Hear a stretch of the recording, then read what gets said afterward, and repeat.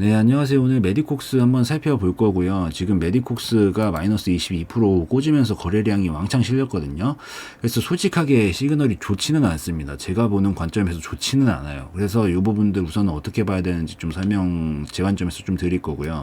그래도 마지막 최후의 보루는 남아 있거든요. 그래서 여기서라도 저기를 깨지 않고 살릴 수 있다면은 그나마 조금 기대해 보일 수 있는 부분들은 좀 있긴 한데 그래도 위험한 건 맞습니다. 그래서 어떤 식으로 좀 대처를 해 나가야 되는지 그런 관점에서 우선 설명을 좀 드려볼게요. 메디콕스가 떨어진 이유는 이것 때문이겠죠. 삼자회전 유상증자 결정 철회 소식. 이게 물론 4시에 떴어요. 이게 4시에 떴는데 공시는 아마 시장이 저렇게 하락을 한 걸 보면은 이미 그 전부터 뭔가 얘기가 돌았거나 뭐 이런 것들이 분명히 있었겠죠. 있지 않으면 이게 장중에 뜰 수가 없죠. 그래서 아마 이것 때문일 거다라고 생각은 하는데 유상증자는 보통은 악재로 인식을 많이 하지만 삼자 배정 방식은 좀 다릅니다. 삼자 배정 방식도 물론 경우마다 조금씩 달라지긴 하는데 보통 유상증자 중에서 삼자 배정 방식은 호재로 인식을 하는 경우들이 더 많습니다. 그래서 이거 가지고 좀 기대감이 조금 불어서 어느 정도 살리려고 했던 부분들도 분명히 있었는데 이거를 이제 철회를 한다 이런 얘기들이 나오게 되면서 완전히 기대감 재료도 소멸되고 재료 소멸에다가 완전히 이제 실망감 매물들이 막 쏟아지면서 오늘 급락이 좀 나온 거다라고 우선 좀 보면 될 것 같아요. 이게 제가 지난주였을 거예요. 제가 지난주에 그 영상을 하나 올렸었는데 2월, 3월은 진짜 주의해야 된다. 이때가 뭐가 있냐면 이제 감사보고서 시즌이란 말이에요. 감사보고서.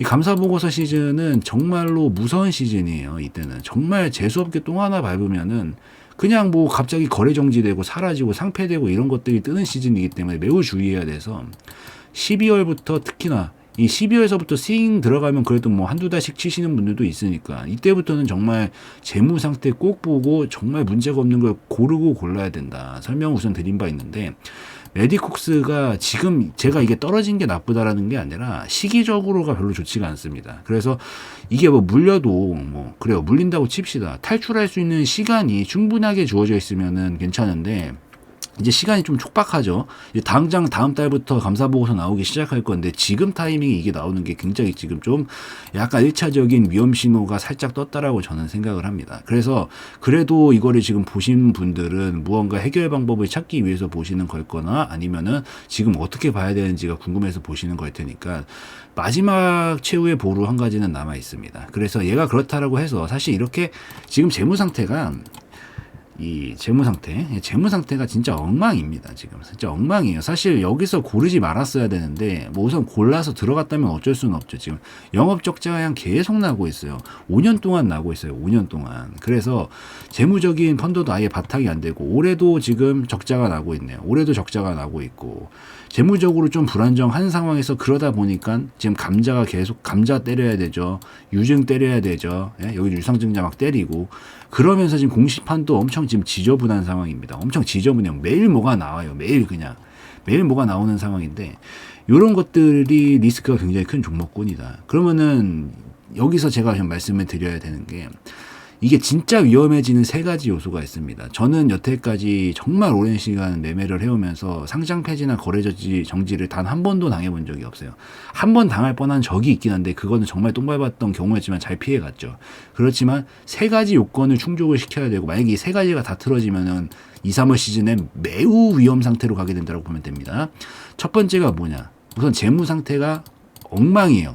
재무가 엉망이에요. 근데 이거 메디콕스는 사실 지금 1번에는 해당을 합니다. 근데 2, 3번은 아직 해당을 안 해요. 그래서 이게 최후의 보루라고 말씀을 드리는 겁니다. 2번은 우선 동전주까지 가는 경우들이 많습니다. 물론 아니어도 잘못 밟는 경우들이 있는데 대부분 동전주까지 가면은 더 위험해집니다. 그리고 마지막 제일 중요 키포인트는 3번이에요. 신저가를 뚫습니다. 여기서 2번까지는 좀 애매한 기준이라고 칩시다. 신저가까지 뚫리게 되면은 정말 위험해져요. 이게 지금 최저가가 1,500원대 부근이거든요. 이번에 이 파동이 무너졌어요. 그러면 제가 보통 뭐라고 말씀드리냐면은 이게 파동을 만들면 넘어가면은 그 정도 파동만큼 엇비슷하게 넘어갑니다. 항상 그런 식으로 넘어가요, 이게. 여기서도 이만한 파동이 그대로 전이가 되면 대략 비슷하게, 이 폭이 비슷하게 넘어간단 말이에요.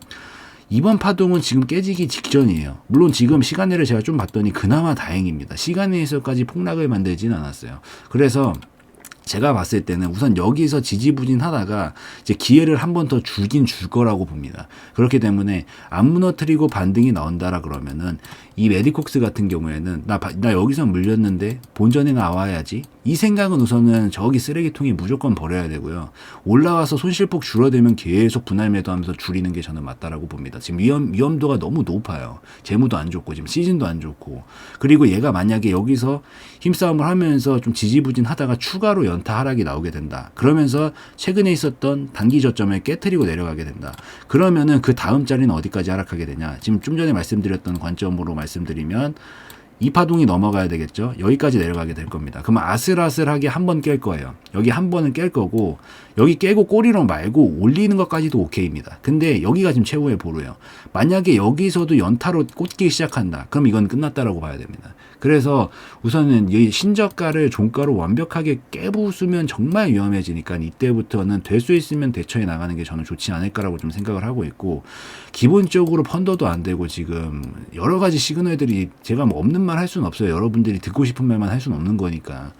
여러 가지 시그널들이 정말 위험하다라고 얘기하고 있거든요. 이거는 반등이 나오면은 반드시 이게 이렇게 갈지도 몰라요. 원래 마지막 불꽃은 크게 터뜨리는 경우들도 많아서 갈지도 모르지만 리스크 관리상은 말이 안 되는 지금 상황이기 때문에 한 절반만 올라와도 저는 다 던질 것 같습니다. 저는 개인적으로 저라면은. 그래서 이렇게 위험하고 리스크가 큰 종목군은 미련 버리시고, 올라오는 족족 시즌 지금 안 좋으니까 좀 대처를 해나가는 방식으로 꼭 보시고, 마지막 최후의 보루선은 한 1,500원 정도 깨지면은 정말 위험해진다. 이때부터는 뭐 그냥 남은 것도 건지기가 어려워질 수 있다라고 좀 생각합니다. 그래서 되도록 이런 것들은 좀 피해 주시는 게 좋아요. 이렇게 증거금 100 걸려 있고, 그 다음에 재무 상태 계속 영업적자, 누가 봐도 영업적자 나고 있는데 이거는 확인할 수 있는 거잖아요.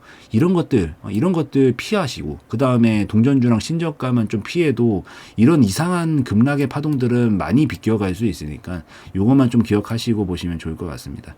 그리고 뭐 좋은 얘기를 좀 하고 싶지만 진짜 건덕지가 별로 없네요. 이게 펀더멘탈이 좀 바탕이 돼주고 재무가 돼줬으면은 살려서 넘어가서 갈 수도 있겠다라고 얘기하고 싶은데 지금 그 말이 잘 안 나옵니다. 그래서 될 수 있으면 빠르게 좀 대처를 해나가는 방식으로 보시는 게 좋을 것 같아요. 그래서 보유하신 분들한테는 굉장히 지금 좀 안타까운 상황이지만, 그래도 아직까지 완전히 끝난 거는 아니니까 지금 자리부터 더 안 밀리고 잘 살리면 어쨌든 기술적으로 반등은 줄 거예요. 떨어지고 나면 이게 급속도로 떨어졌기 때문에 한 요 정도, 절반 정도는 보통은 반등을 많이 주는 편입니다. 여기서도 이렇게 떨어지면 보통 절반 정도까지는 우선 반등을 기술적으로 많이 주거든요. 그 다음에 이어지는 건 흐름상의 파동이라서 이거는 흐름이 넘어가는지 지켜봐야 되는 부분인데, 우선은 하락각을 타고 있는 상황이기 때문에 저까지 가기가 힘들어 보입니다. 우선 일단은 상승각을 타고 있었던 상황이었고, 그래서 올라오면 절반 정도까지는 올라올 수 있다. 올라가는 족족 될 수 있으면 줄이고, 본전 생각은 될 수 있으면 혹시 올라가면 어떡할까, 이런 생각을 버려야, 제가 봤을 때는, 그러니까 이런 생각을 버려야 안정적으로 매매를 이끌어 나갈 수 있어요. 저도 뭐 팔았지만 더 가는 경우들도 많지만 이런 건 항상 미련에 다 버려야 됩니다. 그래서 지금 기억을 하셔야 될 키포인트는, 떨어지면 보통 절반은 우선 올라옵니다. 이게 완전히 무너지지 않는 이상은 절반 정도까지는 올라올 수 있으니까 올라올 때 빠르게 좀 대처를 해나가는 관점. 그리고 신저가 뚫리면 정말 2, 3월 시즌 하루하루가 조금 막 되게 불안하고 일어나질 수 있어요. 위험한 시그널들이 많기 때문에 요 정도만 최후의 보루선 잡고 보시면은 되지 않을까 생각됩니다.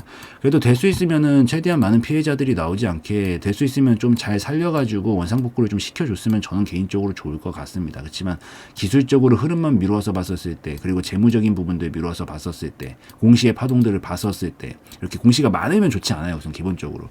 그래서 공시가 이런 것들 막 감자 뜨고 막 무증 뜨고 유증 뜨고 막 난리도 아니잖아요. 이런 것들은 되도록이면 다음부터 좀 피하시고, 지금부터는 우선은 대처를 빨리빨리 효율적으로 해나가시는데 집중하는 게 좋겠다라고 말씀을 드리면서 메디콕스 오늘은 마무리 짓도록 하겠습니다. 영상에서의 내용은 저의 개인적인 견해였으므로 참고용으로만 보시라는 말씀 드리고 오늘 영상 마무리 짓도록 하겠습니다.